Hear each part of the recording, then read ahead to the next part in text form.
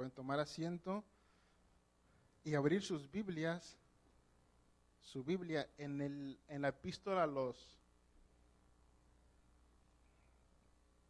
Antes de Romanos, vayamos a la epístola de Filipenses, capítulo 3. ¿Estamos listos para estudiar la palabra de Dios? ¿Sí trajeron sus Biblias? A ver, hermano Carlos, ¿dónde está su Biblia? Muy bien, hermano, muy bien. Filipenses capítulo 3. ¿Se acuerdan que la semana pasada hablamos dimos un poco de la introducción a los romanos, ¿se acuerdan? Hablamos un poco del trasfondo histórico de la carta, el carácter de la carta, entre otras cosas. Hoy vamos a hablar un poco, me pareció bien o me pareció necesario tomarnos un estudio para hablar un poco acerca del apóstol Pablo, ya que hemos hablado mucho de sus escritos, hemos predicado muchas de sus cartas, pero pues hemos sabido un poco de él, de su vida, de su biografía. Así que hoy vamos a hablar un poco del apóstol Pablo, ¿les parece? Miren, el texto de Filipenses 3 describe más o menos lo que es el apóstol Pablo. Vamos a leer desde el capítulo, desde el versículo 3, capítulo 3, versículo 3. ¿Están ahí? Bien, dice, porque nosotros somos la circuncisión, los que en espíritu servimos a Dios y nos gloriamos en Cristo Jesús, no teniendo confianza en la carne. Versículo 4. Aunque yo tengo también de qué confiar en la carne. Y aquí describe toda su biografía. Si alguno piensa que tiene de qué confiar en la carne, ¿qué dice? Yo más. 5.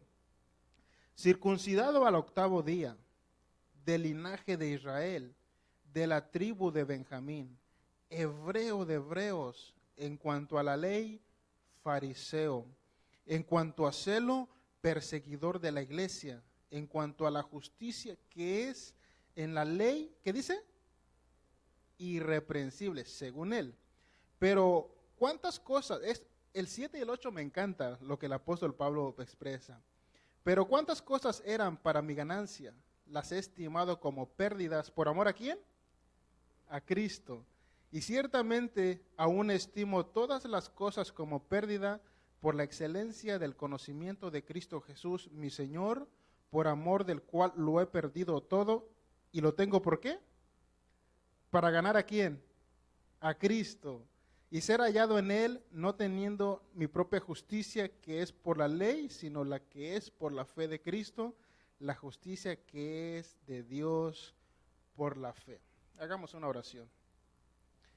Señor, te damos muchas gracias porque ahora se ha llegado el momento de exponer tu palabra. Gracias, Señor, porque nos das el tiempo y la disposición, Dios mío. Ahora, Señor, te pedimos que nos asistas como siempre lo has hecho, que tu Espíritu Santo, Dios mío, tome el control de nuestras mentes y del ambiente, Dios mío, que tu Espíritu Santo, Señor, nos guíe a tu palabra, Padre. Tenemos sed de tu palabra, Señor, de alimentarnos, Dios mío, y sacía nuestra sed en esta noche, Señor, y háblanos conforme a lo que tú has provisto en este momento. Todo te lo pedimos en el nombre de Jesús con acción de gracias. Amén. Amén. Bien, vamos a tratar de desarrollar un poco acerca del conocimiento del apóstol Pablo y vamos a... Tan importante es la vida del apóstol que si no fuera por el apóstol Pablo, si él no se hubiera convertido, no tendríamos las 13 cartas que tenemos hoy en el Nuevo Testamento. No tendríamos un estudio, un conocimiento claro de lo que es la salvación. No tendríamos el conocimiento claro acerca de la justificación que es por la fe, porque toda esa enseñanza, toda esa doctrina está escrita en el pensamiento del apóstol Pablo.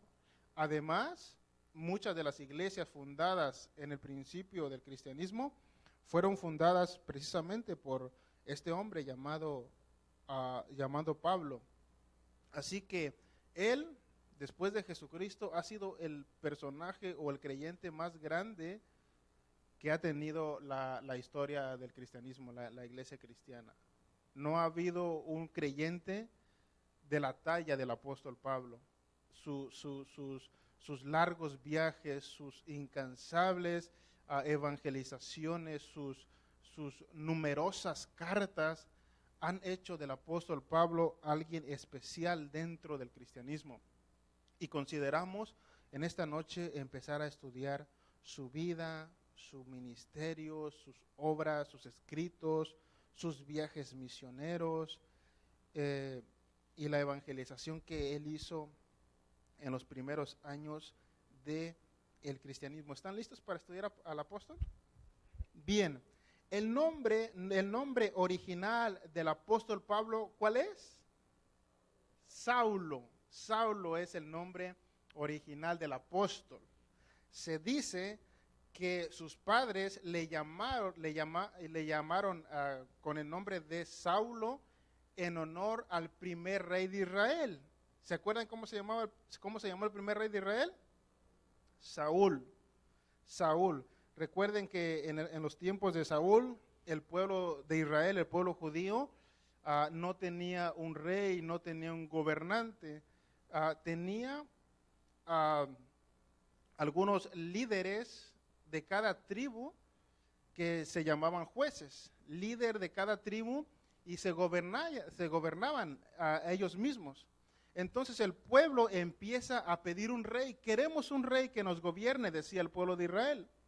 Entonces ellos levantaron su oración a Dios y Dios escuchó sus súplicas y entonces les concedió un rey, el primer rey, y ese rey llevaba por nombre Saúl. Entonces sus padres, su madre más específicamente, con esa tradición y ese trasfondo judío, pues le llama entonces Saulo o Saúl, en honor al primer rey de Israel. Era natural de Tarso de Cilicia. Ahí nació y ahí se crió. Gran parte de su vida lo vivió en la ciudad de Tarso. Tarso era muy importante en aquel lugar. En Tarso se encontraban una de las mejores universidades del pensamiento griego, de la cultura griega, y eso lo vamos a ver más adelante. Él fue educado. Dios tenía todo bajo control, y Dios sabía en dónde iban a ser Saulo, en la ciudad, quiénes iban a ser sus padres, cuál iba a ser su educación académica, porque Dios sabía que más adelante él usaría la calidad del apóstol Pablo para su iglesia. Entonces, según el texto bíblico que acabamos de leer, Pablo pertenecía o era descendiente de la tribu ¿de quién? De Benjamín. Él venía de la tribu de Benjamín. Recuerden que son 12 tribus, ¿verdad? 12 tribus de Israel. Entonces, Pablo descendía de la tribu de Benjamín. ¿Y sabían ustedes que también Saúl también provenía de la tribu de Benjamín? Entonces, el primer rey de Israel salió de la tribu de Benjamín, y de ese linaje, de esa descendencia, venía el apóstol Pablo. Él, según el texto bíblico, pertenecía a la secta ¿de quiénes? O el partido de los fariseos. Ustedes han escuchado de los fariseos, ¿verdad? Entonces, los fariseos eran un partido dentro del judaísmo. Es más o menos el equivalente a las denominaciones que tenemos hoy en día dentro del cristianismo o del protestantismo, como los bautistas, los pentecostales, los metodistas, etcétera. Entonces los fariseos eran un grupo dentro de la religión judía, pues él pertenecía de ese grupo de los fariseos. La palabra fariseo quiere decir los apartados o los que se apartan. Entonces, los fariseos mayormente eran los que se dedicaban a interpretar la ley de Moisés, los intérpretes de la ley, y la mayoría de los escribas pues salían de ese partido de los fariseos. Habían otros partidos como los esenios, los celotes, los escribas, y había también los saduceos. ¿Se acuerdan de los saduceos? Otra rama del judaísmo. Entonces, pero los dos grupos más populares en aquella época, más sobresaliente, eran los fariseos y los saduceos. Los fariseos eran los intérpretes de la ley, los que interpretaban la Torá, pero los saduceos eran los que tenían el poder, los que gobernaban, los de buena posición económica, y la mayoría del partido de los saduceos son los que pertenecían al Sanedrín. Eso lo vamos a ver más adelante. Pero el apóstol Pablo pues pertenecía a la rama de los fariseos. Pablo también muy probablemente pertenecía al Sanedrín. ¿Qué es el Sanedrín? Es un pequeño tribunal, un pequeño líderes religiosos que se encargaban de poner orden cuando había algún problema. Ellos se encargaban de poner orden y ellos se reunían todos para tomar decisiones. Eso se llamaba el Sanedrín. A los líderes y en ese grupo, el Sanedrín, había tanto a fariseos como saduceos, pero mayormente saduceos. El apóstol Pablo también tenía dos nacionalidades. Él tenía, por parte de su madre, poseía la nacionalidad judía. Su madre era judía.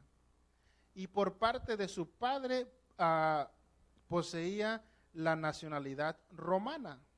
Entonces, el apóstol poseía dos nacionalidades, la judía por parte de su madre y la romana por parte de su padre. Es el equivalente de algunos de los jóvenes que nacieron aquí, o algunos que emigran a este país y tienen la nacionalidad mexicana, pero también la nacionalidad norteamericana de este país. Entonces, ellos pueden moverse libremente tanto en este país, tienen los beneficios de este país y los privilegios, y también al mismo tiempo los privilegios y los beneficios del país de México.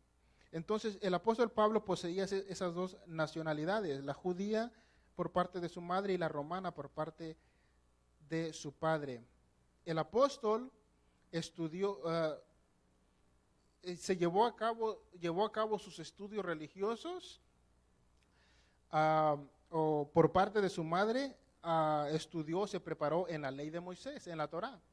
Entonces, como él tenía la nacionalidad judía, pues entonces él tuvo la oportunidad de entrar en las sinagogas judías, en las escuelas rabínicas, y preparar esa área de conocimiento, el conocimiento israelita, el conocimiento hebreo, la Torá y todo lo que conocemos como el Antiguo Testamento. Entonces él se preparó, y uno de sus maestros prominentes del apóstol Pablo fue el rabino Gamaliel. Gamaliel fue uno de los mejores maestros de su época. Recuerden que cuando el Sanedrín se reunió para tratar el tema del movimiento de los discípulos, que había surgido un hombre llamado Jesucristo, que había empezado un nuevo movimiento y había llamado a 12 discípulos, y esos discípulos andaban predicando y mucha gente se convertía. Entonces los líderes religiosos judíos se reunieron para tratar ese asunto, de que había surgido otro movimiento y ellos querían detener ese movimiento que había iniciado Jesús de Nazaret. Entonces, Gamaliel, el maestro, el rabino Gamaliel, estaba entre esos grupos.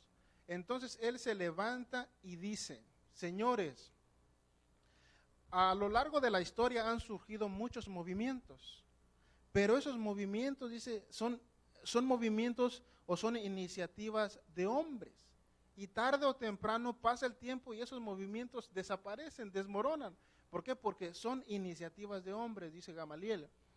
Pero, dice, este movimiento que comenzó Jesús de Nazaret y sus discípulos, dice, si es una iniciativa humana, tarde o temprano desaparecerá como los otros que han desaparecido en la historia.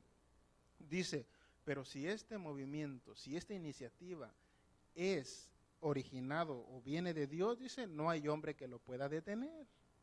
Sabemos que el movimiento cristiano, hermanos, no fue una iniciativa de hombre, ¿verdad? No fue una iniciativa de ser humano. El movimiento cristiano fue una iniciativa nacido en el corazón de Dios. Fue Dios quien inició ese movimiento que ahora llamamos como cristianismo. Y el líder y fundador de ese movimiento es Jesús de Nazaret, a quien tenemos por Señor y por Rey. Entonces, él es Gamaliel.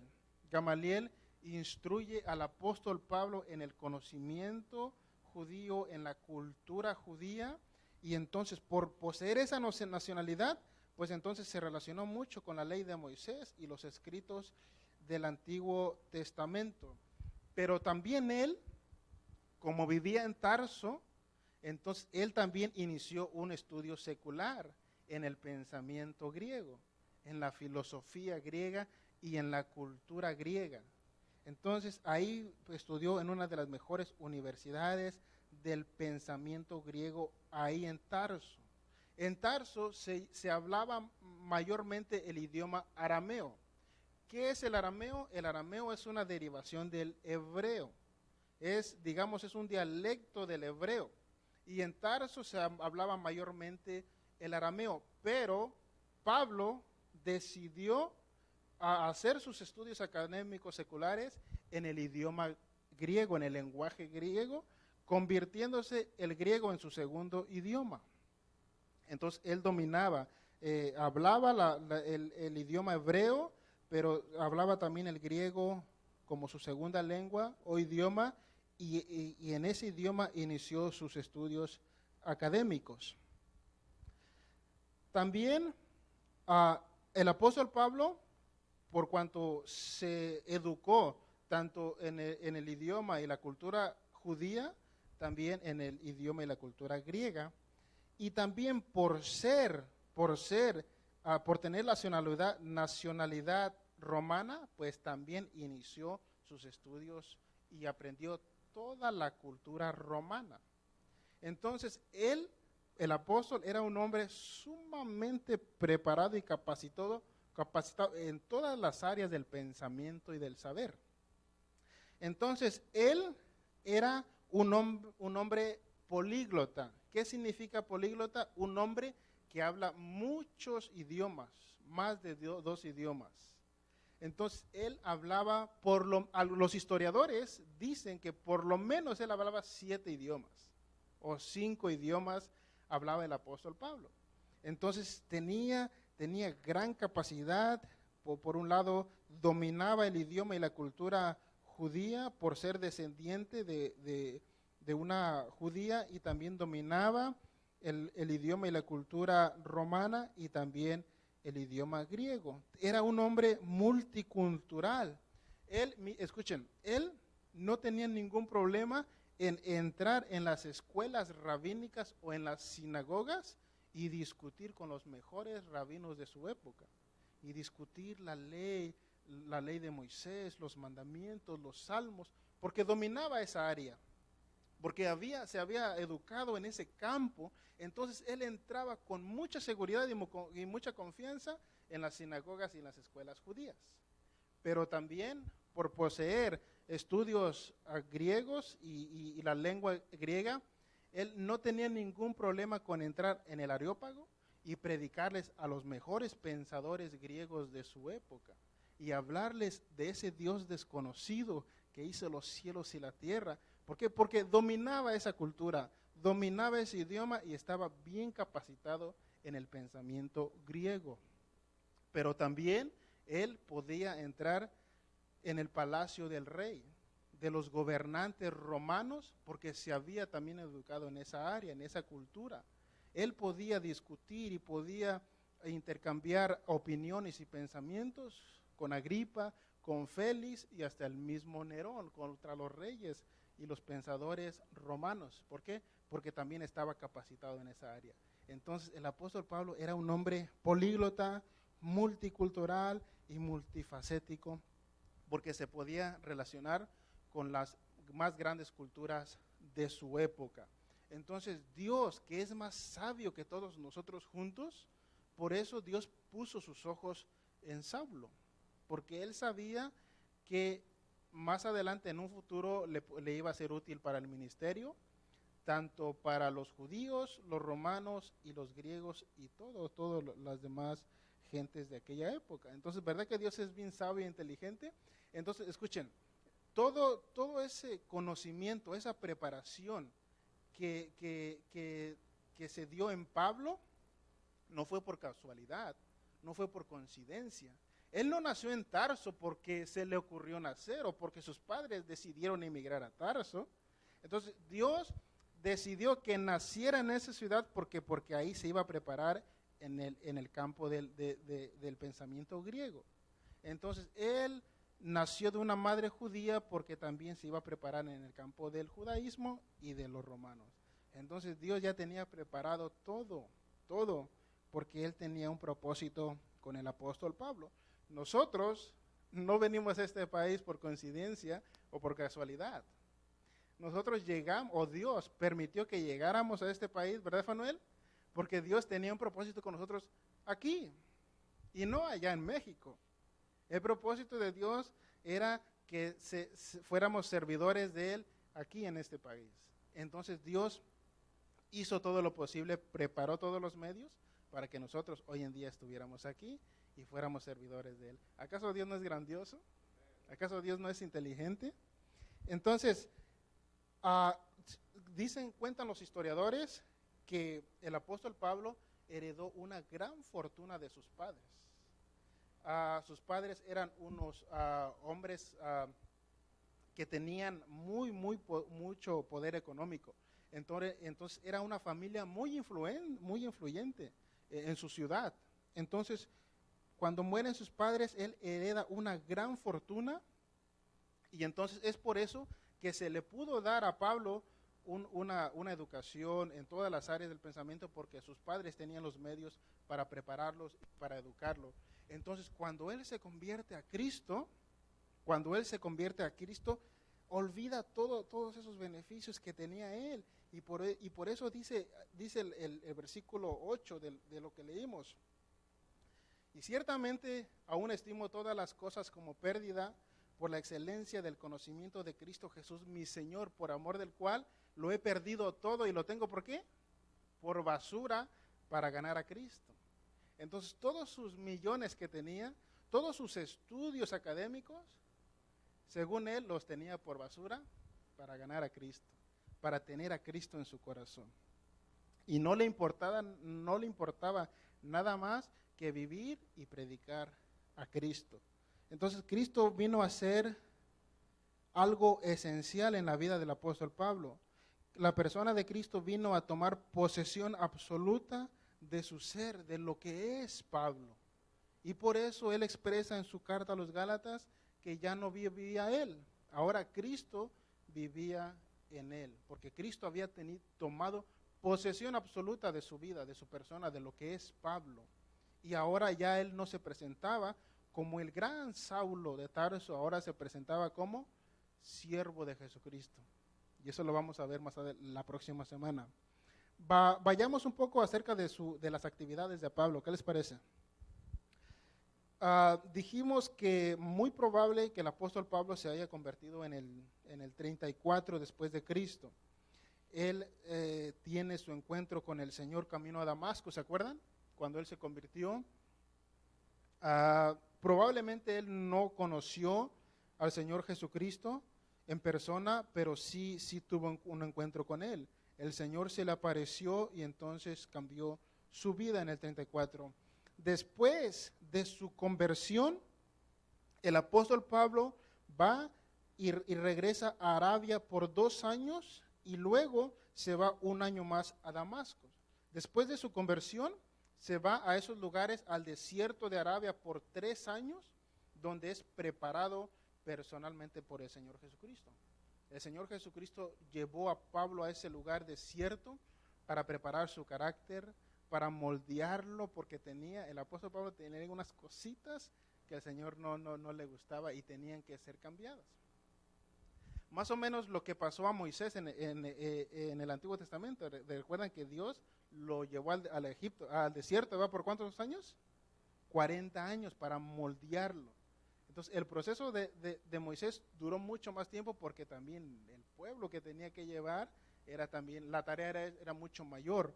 Entonces, el apóstol Pablo, 3 años a Arabia para ser entrenado directamente por Jesucristo, y ahí recibió gran parte de la revelación de lo que hoy conocemos como sus escritos. Después de esos 3 años, el apóstol Pablo viaja a Jerusalén. Eso lo encontramos en Gálatas 1:18. Viaja a Jerusalén para encontrarse con el apóstol Pedro, para contarle al apóstol Pedro la experiencia que había pasado, para comparar las enseñanzas de Jesús, comparar con las enseñanzas del apóstol Pablo y ver si era la misma enseñanza, para no errar, él decía en sus escritos. Después de ese encuentro, se fue el apóstol Pablo nuevamente 14 años, aproximadamente 14 años, a Siria y a Cilicia. Entonces pasaron 14, 15, 10, más de media década pasaron, donde el apóstol Pablo estaba siendo preparado por Dios, por Jesucristo. Después de esa más de 15 años fue preparado, fue entrenado por Dios.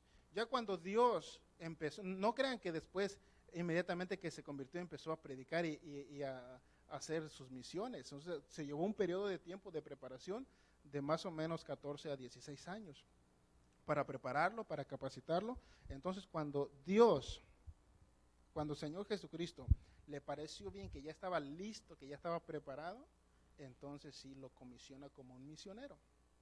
El Espíritu Santo desciende sobre algunos líderes de la iglesia y dice, apártame a Saulo, porque me será útil para el evangelio. Entonces, después de eso, se da el primer viaje misionero del apóstol Pablo. Eso lo encontramos en Hechos capítulo 13. Abra su Biblia en Hechos capítulo 13. Ahí se da el primer viaje misionero del apóstol.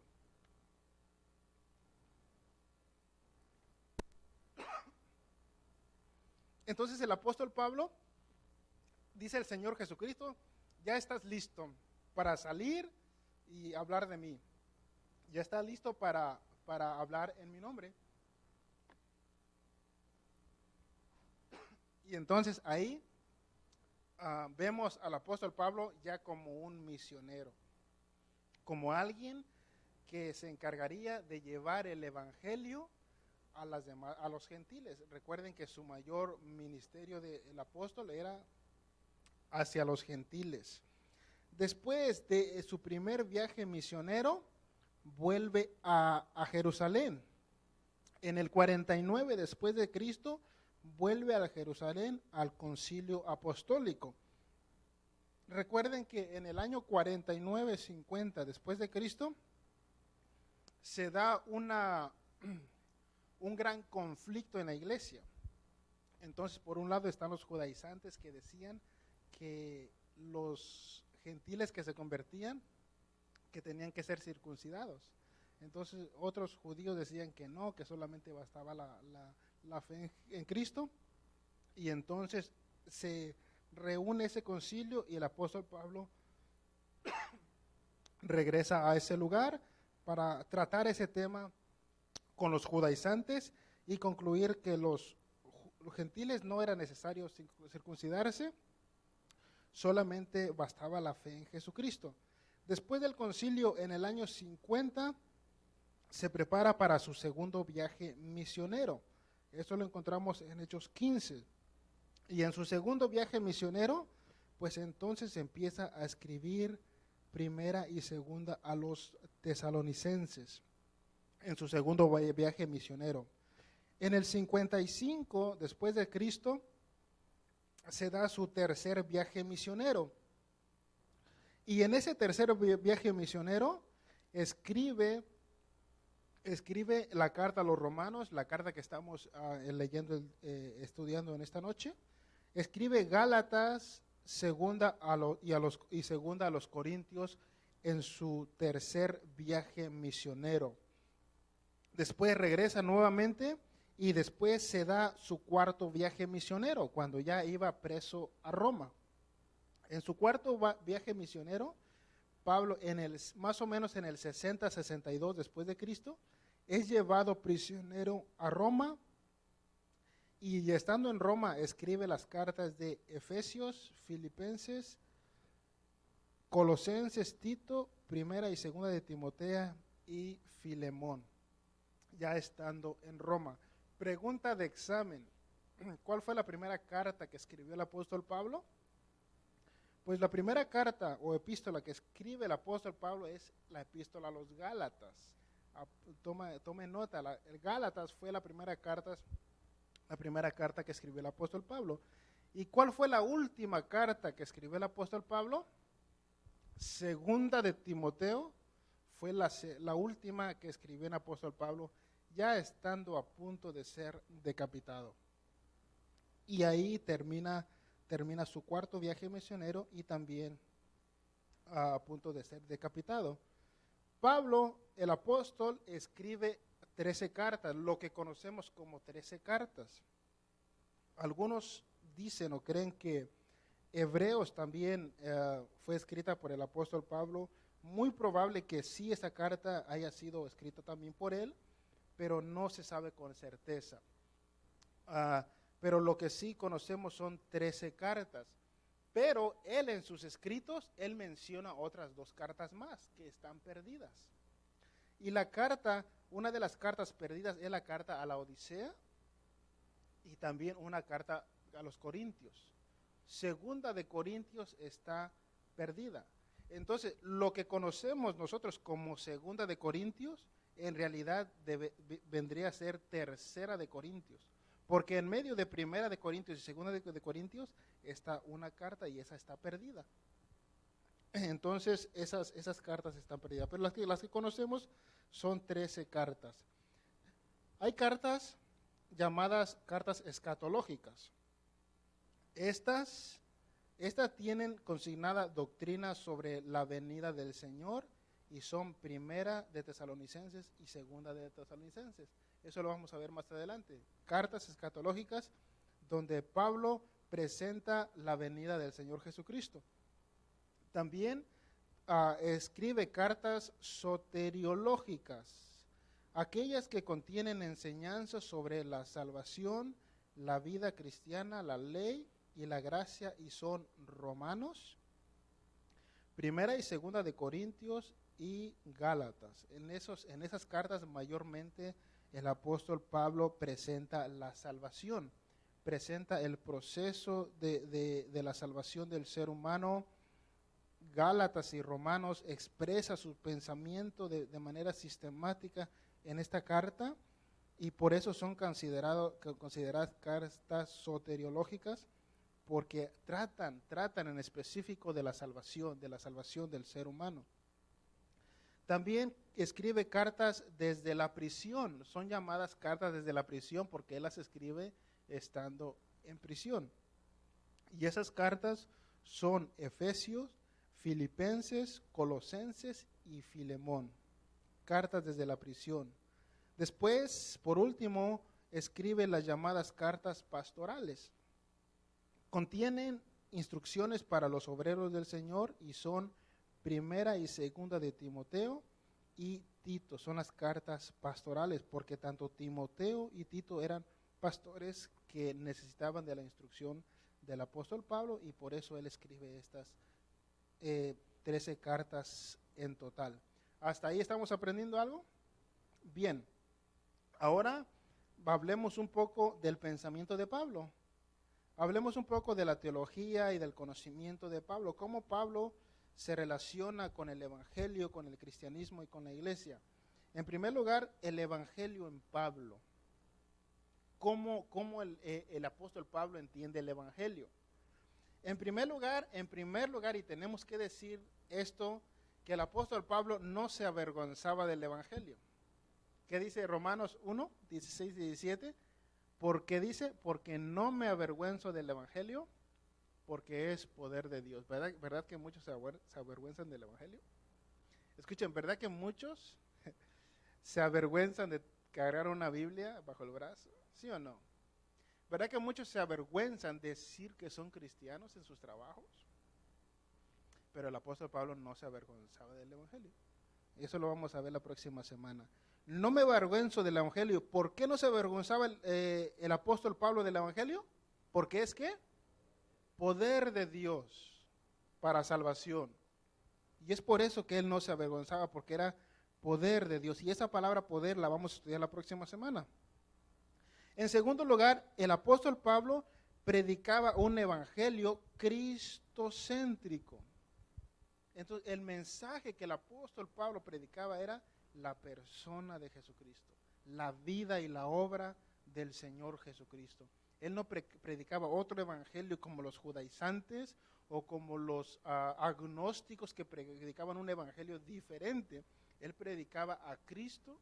Dice en alguna de sus cartas, me propuse no saber cosa alguna de ustedes, solo me propuse, dice, predicarles a Cristo y a este crucificado. Ese era el mensaje central del apóstol Pablo, a Cristo crucificado y resucitado.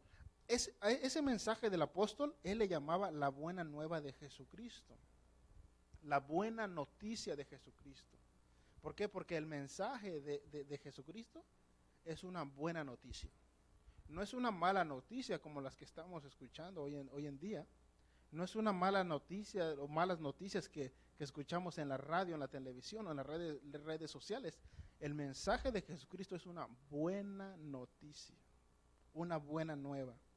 Y ahora, dice el apóstol Pablo, él consideraba ese evangelio como mi evangelio, dice en el capítulo 2 de Romanos, mi evangelio. ¿Por qué? Porque él se tomó muy en serio su llamado, él se tomó muy en serio su predicación y su mensaje, que decía, es mi evangelio. No que sea de él, sino que Cristo ya había estado tan arraigado en él, ya había tomado tan posesión absoluta de él, que ya no era él, era Cristo en él. Y por eso él ya había entregado todo y lo tenía por basura para ahora ganar a Cristo y predicar a Cristo. Después también era tan serio en su mensaje y en la divulgación del evangelio, que él decía, si alguien predica otro evangelio diferente, ¿sea qué? Anatema. Y esa palabra anatema es una palabra muy fuerte en el original, muy, muy fuerte. Entonces el apóstol Pablo se tomaba muy en serio, era celoso de la predicación de su evangelio, y si alguien predicaba un evangelio diferente, dice, sea anatema o maldito de Dios. Entonces, después de eso, el apóstol Pablo se presenta como siervo de Jesucristo o esclavo de Jesucristo.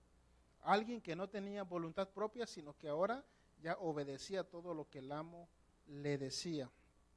El apóstol Pablo, la muerte y resurrección de Cristo en la teología del apóstol. En primer lugar, él predicaba la cruz de Cristo. Predicaba a un Cristo crucificado, y él decía que la cruz de Cristo era poder y sabiduría de Dios. Eso lo encontramos en 1 Corintios 1:18, dice, porque la palabra de la cruz es locura a los que se pierden, más a los que se salvan. Esto es, a nosotros es poder de Dios. Entonces, para el apóstol Pablo, el Cristo crucificado no era una derrota del Cristo crucificado, sino que, escuchen, detrás de ese método que usó Dios para salvar al mundo, detrás de esa cruz de madera, esos clavos y esa lanza, detrás de todo ese proceso se encontraba el poder y la sabiduría de Dios. Entonces, para nosotros, el método que usó Dios para salvar al mundo pareciera que no tendría lógica, ¿verdad? Una cruz, clavos, una lanza, y crucificar a su mismo hijo, pareciera que no tendría sentido. Pero detrás de ese método que usa Dios se encuentra su sabiduría y su poder. ¿Por qué?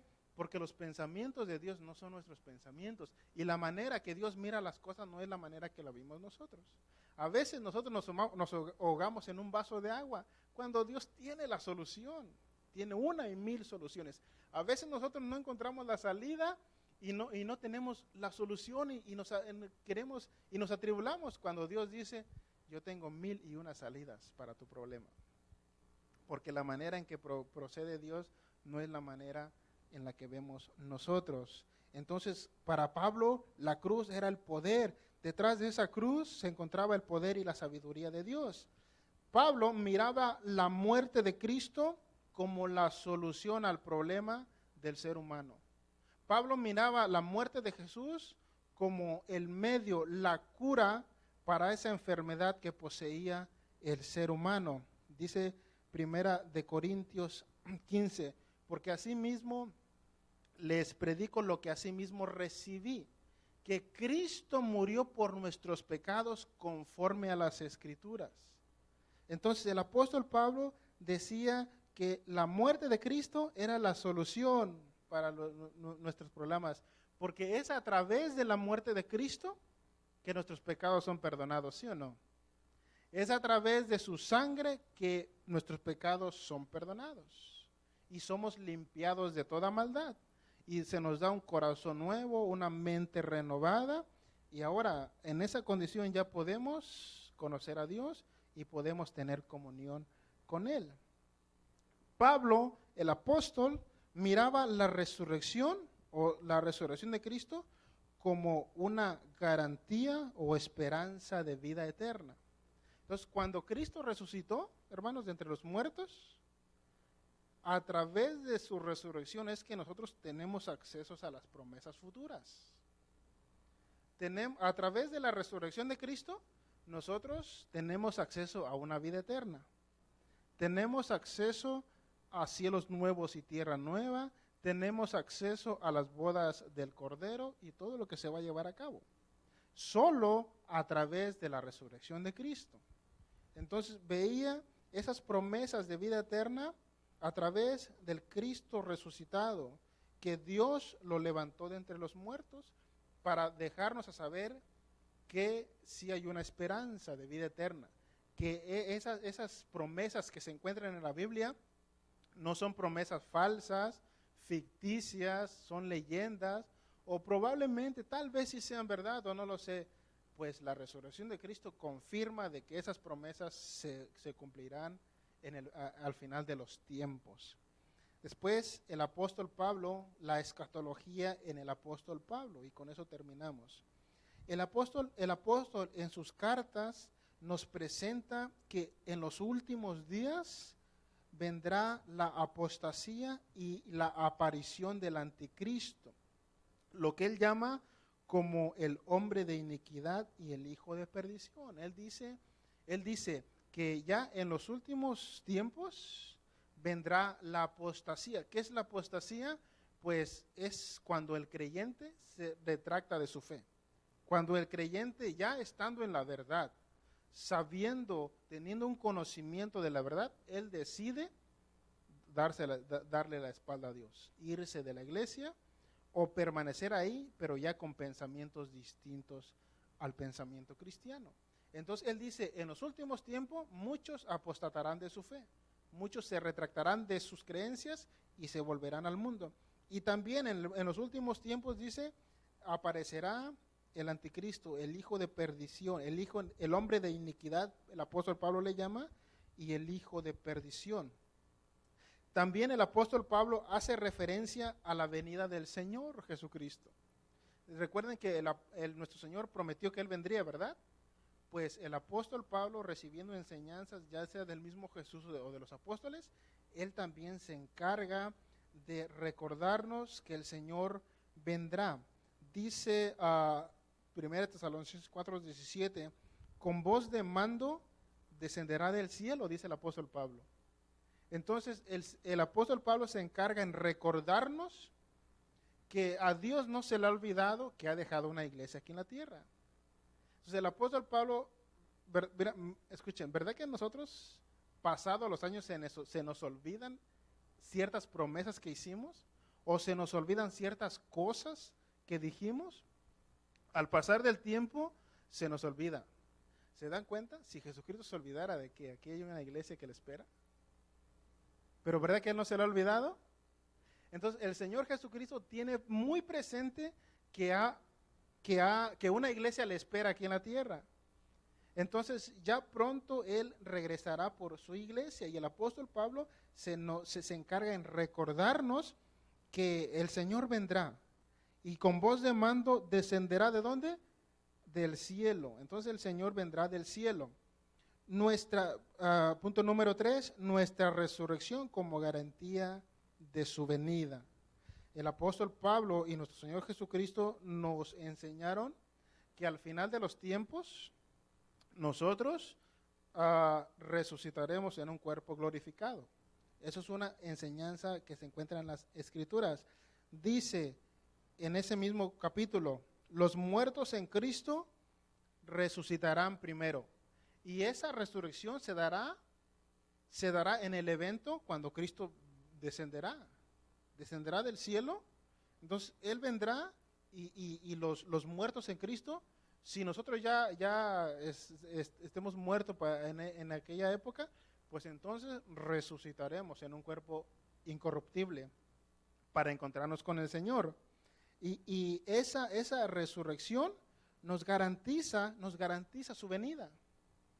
Entonces, esa resurrección, eso de que nosotros resucitaremos en un cuerpo incorruptible, eso es señal de que Cristo vendrá. Entonces, no habrá resurrección sin que Cristo venga por su iglesia. Y finalmente, el apóstol mismo esperaba ansioso ese momento, porque continuaba diciendo en ese capítulo, luego nosotros, los que vivimos, los que habremos quedado, seremos, ¿qué dice? Arrebatados. Entonces, él mismo esperaba la venida del Señor Jesucristo. Él mismo deseaba encontrarse con su Señor. Entonces, ese evento, hermanos, ese evento futuro se llevará a cabo en su totalidad. Entonces, será un evento nunca visto. Un evento de carácter sobrenatural, será un evento de carácter divino, porque en el Antiguo Testamento han surgido muchos milagros, como el abrirse el Mar Rojo, como detenerse por un periodo de tiempo la tierra, y todos los eventos o los milagros del Antiguo Testamento. Pero el evento escatológico de la venida de Jesucristo, no ha habido un evento similar a ese. Será un evento único, espectacular, porque entonces vendrá el Señor con toda su potestad y con toda su gloria para llevarse a su iglesia. Entonces el Señor descenderá y nosotros ascenderemos, y el apóstol da detalles. ¿En dónde nos encontraremos con el Señor? En las nubes. Ahí será ese encuentro tan apreciado entre el amado esposo y su amada esposa. Y entonces ahí culmina su escatología del apóstol Pablo y dice, resucitarán los muertos primero y nosotros, los que estamos vivos, seremos arrebatados y nos encontraremos con el Señor en el aire. Entonces él estaba ansioso por ese momento, y nosotros también creemos que ese evento sobrenatural y único se llevará a cabo, hermano, en cualquier momento se llevará a cabo. Y lo esperamos con ánimo, ¿verdad que sí? Esperamos. Póngase de pie, por favor. Eso es lo que hace distinto al cristianismo, hermanos. Eso es lo que distingue la fe cristiana de que nosotros sí tenemos una esperanza en gloria. Dice el apóstol Pablo que nosotros somos una esperanza en gloria. Somos en Cristo, dice, la esperanza en gloria. Entonces, pase lo que pase, escuchen, pase lo que pase, nuestro boleto ya está asegurado. Pase lo que pase, ya tenemos una cita con el Señor, y eso creemos que pronto se llevará a cabo. Señor, te damos gracias. Gracias, amado Dios, por tus palabras tan alentadoras, Dios mío. Gracias porque a pesar de que vemos tribulación y persecución, Señor, en este planeta, porque a pesar, Señor, de las noticias y los acontecimientos, Señor, que están sucediendo en la actualidad, pues nosotros juntamente, Señor, con nuestros hermanos judíos, Padre, celebramos, Señor, que en ti estamos seguros, en ti estamos completos, Padre, y en ti tenemos la protección segura, Padre Santo. Gracias porque nos has escogido, de lo más vil y de lo más menospreciado nos has escogido, Señor, nos has traído a tus caminos, a tu redil, para pertenecer, Señor, a tu hermosa iglesia, Señor. Y gracias porque esas palabras en tu palabra, en tu Biblia, Dios mío, nos fortalecen, nos animan, Señor, y recubren nuestras fuerzas, Padre, cuando nos encontramos agotados. Muchas gracias por dejarnos tu palabra, Señor, y por darnos a tu Espíritu Santo que nos sostiene, Dios mío. Tenemos mucho que agradecerte porque diste todo lo mejor de ti, Señor. Diste lo mejor que tenías, nos lo entregaste, Señor. Te entregaste a ti mismo, Padre. Gracias por ese acto de amor que has hecho con nosotros. Te damos gracias en el nombre de Jesús. Amén. Amén. ¿Terminamos el estudio de esta noche? ¿Aprendimos algo? Bien, bien. Entonces, la próxima semana ya vamos a entrar de lleno al capítulo 1 de Romanos. Así que traiga su Biblia, traiga sus apuntes, su libreta, su lápiz para tomar nota. Nos vamos a ir despacio, tenemos tiempo y vamos a llenarnos de la palabra de Dios. Amén. Amén. Entonces terminamos esta sección y pasamos a las ofrendas, diezmos y ofrendas. Cierren sus ojos y vamos a hacer la oración a Dios. Te damos gracias, Señor. Te damos gracias por tu presencia, por tu Espíritu Santo.